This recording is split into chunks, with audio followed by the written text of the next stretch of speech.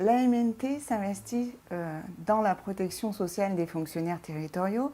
À ce titre-là, elle est forcément confrontée aux difficultés que rencontrent les adhérents, mais aussi leurs employeurs, les collectivités territoriales.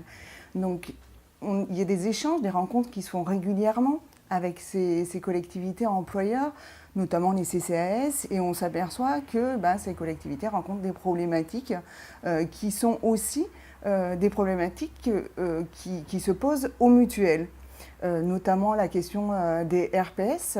On le sait, les questions des RPS a un coût, alors pas seulement financier, humain aussi, pour les collectivités employeurs, pour les adhérents, les agents qui travaillent, et pour les mutuelles, parce que ça impacte forcément aussi leur activité. Et pour le coup, ces problématiques sont communes, donc il me semble important que la MNT apporte des propositions de solutions aux collectivités, en tout cas propose de les accompagner dans un diagnostic, une évaluation, dans des actions de prévention.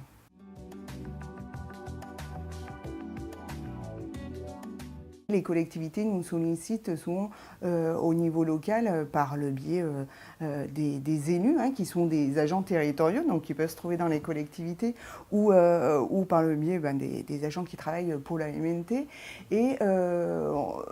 Et remonte un certain nombre de questions sur des problématiques de prévention, par exemple les risques psychosociaux. Nous avons un service prévention à la MNT qui développe différentes actions pour lesquelles on fait intervenir, on a des partenaires qui interviennent sur des questions précises.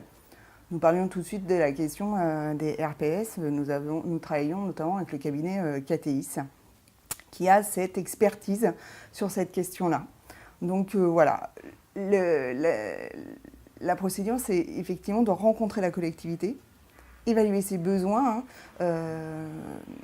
avoir véritablement le sentiment d'un besoin d'investissement dans une question sur les RPS notamment, et en fonction des besoins, de travailler ensemble à qu'est-ce qui peut être proposé. Qu'est-ce qu'on sollicite? Est-ce qu'on sollicite un partenaire? Lequel? Quel est le plus adapté?